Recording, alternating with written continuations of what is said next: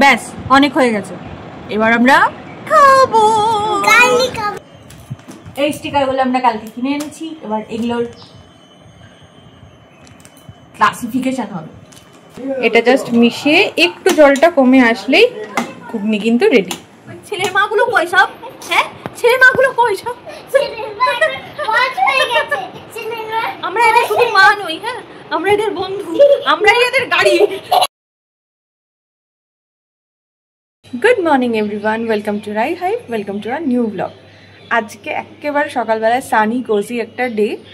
জানি না যদিও এটা কতক্ষণ থাকবে, কারণ প্রত্যেক দিনই সকালবেলার দিকটা হয়তো রোদ উঠছে, কিন্তু বিকালবেলার থেকে শুরু করে আবার সেই বৃষ্টি। আর যেন না হয় বাবা, আর ভালো লাগছে না। আজকে যে রোদটা উঠেছে এটা যেন কন্টিনিউ হয় সারাটা দিন, সব যেন আবার ঠিকঠাক হয়ে যায়। অনুপ অলরেডি স্কুলে চলে গেছে, আদর এখনও ঘুম থেকে ওঠে। একটু পরে ওকে ঘুম থেকে তুলে দেবো, আর তারপর শুরু হবে তোমাদের সাথে আমার সারাটা দিন। আজ দোতলার গাছেই সাদা ফুল ফুটেছে, বাহ ভালোই হবে, পুজোতে আমার খুব কাজে লেগে যাবে। ওই দেখো বাড়ির জানলায় কি, কালকে রাত থেকে ওয়েফার নিয়ে চলছে। তোমরা তো দেখেছো কালকে শপিং মলে গিয়ে, মানে সুপার মার্কেট যেটাকে বলে, ওখানে গিয়ে একটা ওই ওয়েফার নিয়েছি না, দুটো, যাই হোক একটা, দুটো নয় কিন্তু। ওটা সকাল থেকে নিয়ে বসে রয়েছে, কিছু খাবে না, ওটাকেও কোলের মধ্যে করে নিয়ে বসে রয়েছে পুতুলের মধ্যে। ছেলে তো একরকম, বাবা তার ওপর দিয়ে যায়। মানে জিন ফ্যাক্টর যে কতটা কাজ করে আমি আমার নিজের ছেলেকে দেখে বুঝছি। পরে তোমাদের অনেকগুলো উদাহরণ দেবো, তার মধ্যে একটা বলি। কালকে ওয়েফারটা আনার পর আর্ধেকটা উনি খেয়ে নিয়েছেন। যাই হোক, তো সেইটার খবর এ ঠিক বুঝতে পেরে গেছে, গন্ধ শুকে, মুখে গন্ধ শুকে বুঝতে পেরেছে যে বাবা কিছু একটা খেয়েছে। তার জন্য সকাল থেকে ওর ওইটা ট্রমা কাজ করছে, বাকিটা কোথায় গেল, আদৌ বাকি বলে কিছু আছে কিনা। তার জন্য সকাল থেকে ওই যে নিয়ে বসে রয়েছে। আমি এ দেখো রুটি থালায় নিয়ে বসে রয়েছে ওকে খাওয়াবো বলে, কিন্তু সেটা কখন খাওয়াতে পারবো জানি না। 10টা 15 বেজে গেল, এখনো ব্রেকফাস্ট করেনি, ভাবতে পারছো?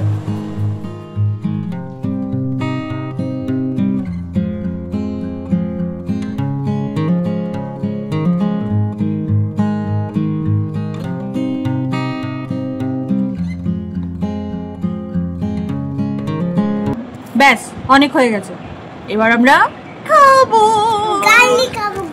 এটা কি বলতো, ওয়েফার, অরেঞ্জ ফ্লেভারের।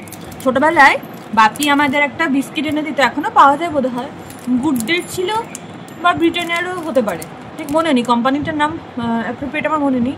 অরেঞ্জ বিস্কুট বলতাম, মানে ভেতরে একটা অরেঞ্জের ক্রিম লেয়ার, ওটা আমার ফেভারিট ছিল, ফেভারিট। মাঝে মাঝে বাপি এনে দিত। আর ভাগ্যক্রমে এই ওয়েফারটারও ভেতরটা অরেঞ্জ ফ্লেভারের। লোভ দিয়ে লাভ নেই, ক্যামেরা থেকে ওপরে দেওয়া যায় না। যদি কোনোদিন দেখা হয় নিশ্চয়ই খাওয়াবো, যদি কেউ রিকোয়েস্ট করো। আমি একটা নেবো, তুমি সব করে নেবে? আমার একটা দুটো আর ওর সব কটা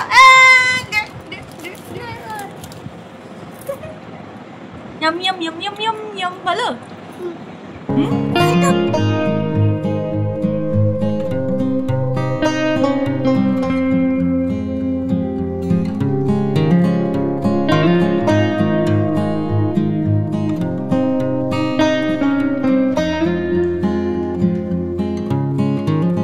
অতঃপর আমি পেয়ারা, উনি আপেল। নিয়ম নিয়ম নিয়ম নিয়ম নিয়ম। আমাদের শুধু সারাদিন খাওয়া আর শোয়া আর খেলা, জীবন বড়ই মধুর।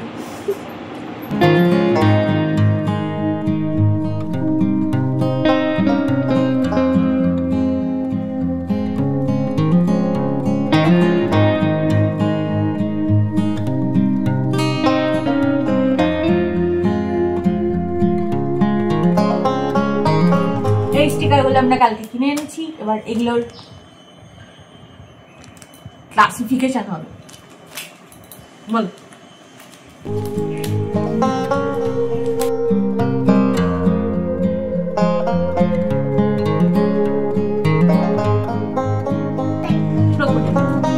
আচ্ছা আগে আমরা ক্রোকোডাইলটা দেখো, এখানে একটা ক্রোকোডাইল আছে, হ্যাঁ ওটার একটা গতি করব। এই ডায়েরিটা আমাকে অনুপ দিয়েছিল, এটাই এখন ওর স্টিকার ডায়েরি করে দিলাম। আর কি করবো, কপালে না থাকি দেখি, এটাই হোক। আর এটা অনেকটা মোটা আছে পাতাগুলো, এতে ভালো করা যায়।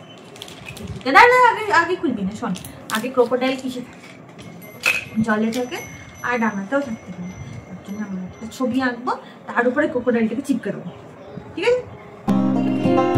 এই দেখো আমরা মায়ে বয়ে স্টিকার লাগিয়েছি, স্কুইরেল আর নাটস গুলো এখানে ওখানে লাগিয়েছি।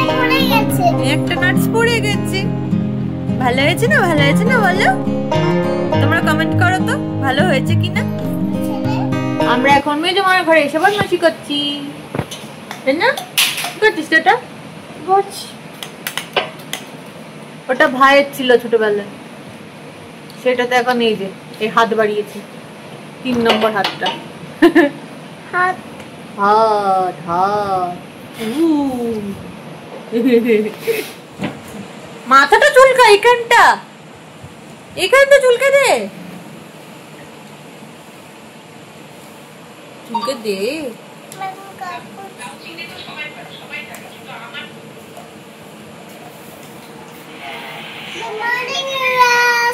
দুপুর বেলায় গুড মর্নিং ইউনিভার্স।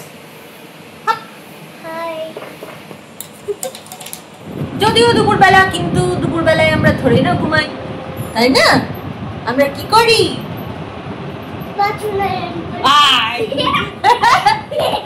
আমরা দোস্তি করি। কই ছেলের মাগুলো কই সব? হ্যাঁ ছেলের মাগুলো কই সব? আমরা এদের শুধু মা নই, হ্যাঁ আমরা এদের বন্ধু, আমরা এদের গাড়ি, আমরা এদের পুতুল, আমরা এদের সব। কোথায় সব কোথায়? এসে জয়েন হও তাড়াতাড়ি এখানে। ওরে বাবা কটা বাজে না? 2:45 বাজছে দুপুরবেলা, বেশি দূর। ও মোটামুটি 4টে থেকে 4:30টার সময় টুক করে ঘুমিয়ে যাবে, যে সময় আমাদের ওঠার কথা। তারপরে কিছু উঠতে যাবে না, মানে একে ঘুম পাড়ানো যতটা কষ্টকর। চকলেট খেয়েছি দেখেছো?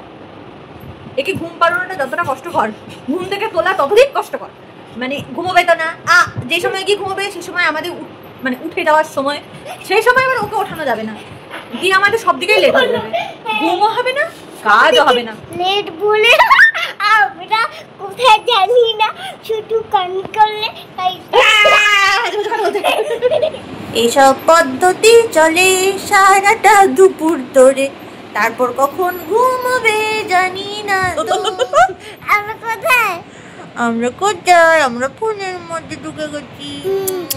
বাবা এসেছে জানতে পেরে আমার পাশ থেকে উঠে সিঁড়ি দিয়ে নিচে নেমে গেছে।